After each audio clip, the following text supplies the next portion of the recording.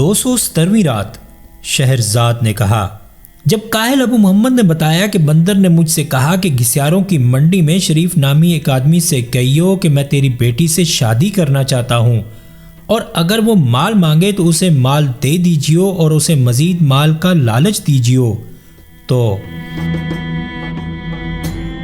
کاہل ابو محمد نے خلیفہ کو بتایا کہ جب میں نے بندر سے یہ باتیں سنی تو مجھے یقین نہ آتا تھا، لیکن چونکہ وہ میرا ساتھی اور میرے فائدے کا ذریعہ تھا اس لیے میں نے کہا کہ بصر و چشم کل میں انشاءاللہ یہ کروں گا۔ اگلے دن جب سویرا ہوا تو میں نے اپنے بہترین کپڑے پہنے اور خچر پر سونے کی زین رکھ کر سوار ہوا۔ اس کے بعد گھسیاروں کی منڈی میں پہنچ کر شریف کی دکان کا پتہ پوچھا اور دیکھا کہ وہ اپنی دکان پر بیٹھا ہوا ہے۔ جب میں اس کے پاس پہنچا تو میں نے اسے سلام کیا اور اس کے پاس بیٹھ گیا۔ اس وقت میرے ساتھ 10 گورے اور کالے غلام تھے۔ اب شریف نے کہا کہ اے جوان، ایسا معلوم ہوتا ہے کہ مجھ سے تیری کوئی ضرورت ہے اور جسے تو چاہتا ہے کہ میں پورا کروں۔ میں نے کہا کہ ہاں، میں تیرے پاس ایک حاجت لے کر آیا ہوں۔ اس نے پوچھا کہ وہ کیا حاجت ہے؟ میں نے کہا کہ میں تیری بیٹی سے شادی کرنا چاہتا ہوں۔ اس نے کہا کہ تیرے پاس نہ تو دولت ہے اور نہ حسب و نسب۔ اب میں نے ایک تھیلی نکال کر اس کے آگے رکھ دی جس میں 1000 دینار سرخ سونے کے تھے، اور اس سے کہا کہ یہ ہے میرا حسب و نسب، اور اسلام میں ہے کہ بہترین حسب و نسب مال ہے۔ یہ سن کر شریف نے اپنا سر جھکا لیا اور تھوڑی دیر کے بعد سر اٹھا کر بولا، اگر یہی ہے تو میں تجھ سے 3000 دینار اور چاہتا ہوں۔ میں نے کہا ابھی لے۔ یہ کہہ کر میں نے اپنے غلام کو گھر بھیجا اور وہ جا کر اتنے دینار لے آیا جتنے اس نے مانگے تھے۔ جب اس نے دیکھا کہ وہ مال بھی اسے مل گیا تو وہ اٹھ کھڑا ہوا اور اپنے غلاموں سے کہا کہ دکان میں قفل لگا دو۔ پھر وہ اپنے دوستوں کو لے کر گھر گیا اور میرا نکاح نامہ اپنی بیٹی کے ساتھ لکھوا دیا اور مجھ سے کہا کہ 10 دن کے بعد میں اسے رخصت کر دوں گا۔ جب تمام معاملات طے ہو گئے اور شریف کی بیٹی سے میرا نکاح ہو گیا تو میں خوش خوش گھر لوٹا اور بندر سے تنہائی میں سارا ماجرا بیان کیا۔ اس نے کہا کہ تو نے بہت خوب کیا۔ اب جب شریف کی مقرر کردہ میعاد قریب آئی تو بندر نے کہا کہ میری تجھ سے ایک حاجت ہے، اگر تو اسے پورا کر دے تو تو جو مانگے گا میں دوں گا۔ میں نے کہا کہ وہ حاجت کیا ہے؟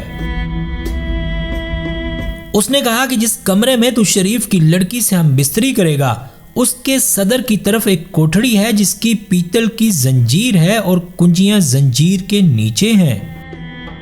انہیں لے کر دروازہ کھولیے اور اس کے اندر تجھے ایک لوہے کا صندوق ملے گا جس کے چاروں کونوں پر جادو کے 4 جھنڈے ہوں گے اور بیچ میں ایک تشت مال سے بھرا ہوا۔ تشت کے پاس 11 سانپ اور اس صندوق کے اندر ایک سفید مرغ ہوگا۔ صندوق کے پاس ایک چھری ہوگی، چھری کو لے کر اس مرغ کو ذبح کر ڈالیو اور جھنڈوں کو پھینک کر صندوق الٹ دیجیو اور اس کے بعد دلہن کے پاس جا کر سو جائیو۔ بس یہ تجھ سے میری درخواست ہے۔ اب جب رات ہوئی تو میں شریف کے مکان میں گیا اور کمرے میں جا کر دیکھا کہ وہ کوٹھڑی موجود ہے جس کا ذکر بندر نے کیا تھا۔ پھر میں دلہن کے پاس گیا تو اس کے حسن و جمال اور قد و قامت کو دیکھ کر حیران رہ گیا اور زبان جس کی خوبصورتی بیان کرنے سے عاجز ہے، اور میں بے حد خوش ہوا۔ جب آدھی رات ہوئی اور دلہن سو گئی تو میں اٹھا اور کنجیاں لے کر کوٹھڑی کھولی، چھری لے کر مرغ ذبح کیا اور جھنڈیوں کو پھینک کر صندوق الٹ دیا۔ اتنے میں لڑکی کی آنکھ کھل گئی اور اس نے دیکھا کہ کوٹھڑی کھلی ہوئی ہے اور مرغ ذبح کیا ہوا پڑا ہے۔ اس نے کہا کہ لا حول ولا قوت، اب وہ مردود مجھے لے جائے گا۔ ابھی وہ یہ فکرہ تمام نہ کرنے پائی تھی کہ ایک مردود دیو نے گھر کو گھیر لیا اور لڑکی کو اٹھا کر لے گیا اور ہر طرف چیخو پکار مچ گئی۔ اے میرے آقا، اب شریف سر پیٹتا آیا اور کہنے لگا، اے ابو محمد کسلان، یہ تو نے کیا کیا؟ کیا تجھے ہمارے ساتھ یہی سلوک کرنا تھا؟ اسی ڈر سے تو کہ کہیں وہ ملعون دیو میری بیٹی کو اٹھا کر نہ لے جائے، میں نے اس کوٹھڑی میں یہ جادو کر رکھا تھا، کیونکہ وہ 6 برس سے اس کے پیچھے پڑا ہوا تھا، مگر اس کی ہمت نہ پڑتی تھی۔ اب تو میرے ہاں نہیں ٹھہر سکتا، چل دور ہو۔ اے امیر المومنین، شریف کے مکان سے روانہ ہو کر میں اپنے گھر آیا اور بندر کو ڈھونڈنے لگا، مگر وہ نہ ملا اور اس کا کچھ پتہ نہ چلا۔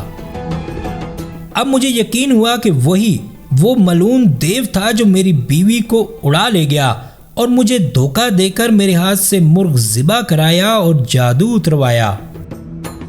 اے میرے آقا، میں اپنی حرکت پر بہت پشیمان ہوا اور میں نے اپنے کپڑے پھاڑ ڈالے اور منہ پر تھپڑ مارنے لگا، دنیا سے بیزار ہو گیا اور فوراً نکل کر جنگل کی راہ لی اور چلتے چلتے شام ہو گئی اور مجھے کچھ معلوم نہ ہوا کہ کدھر جا رہا ہوں۔ اب میں اپنی دھن میں چلا جا رہا تھا کہ ایک زرد اور ایک سفید سانپ لڑتے ہوئے میرے قریب پہنچے۔ میں نے زمین سے ایک پتھر اٹھا کر زرد سانپ کو مارا اور وہ مر گیا، کیونکہ وہی سفید سانپ کو اذیت پہنچا رہا تھا۔ اب سفید سانپ وہاں سے چل دیا اور تھوڑی دیر کے بعد 10 اور سفید سانپوں کو لے کر آیا۔ انہوں نے مردہ سانپ کے پاس جا کر اس کی تکہ بوٹی کر ڈالی، یہاں تک کہ سوائے سر کے اور کچھ باقی نہ رہا، اور چلتے بنے۔ تھکن کی وجہ سے میں وہیں لیٹ گیا۔ میں لیٹا ہوا اپنی حالت پر غور کر رہا تھا کہ میں نے کسی کو کہتے سنا، مگر اس کی شکل دکھائی نہ دی کہ تقدیر کو اپنا کام کرنے دے اور آرام سے سو جا، کیونکہ جتنی دیر انسان آنکھ بند کرے اور کھولے، وہ تھوڑی ہو یا بہت، خدا کچھ کا کچھ کر دیتا ہے۔ اب شہرزاد کو سبوتی دکھائی دی اور اس نے یہ کہانی بند کر دی۔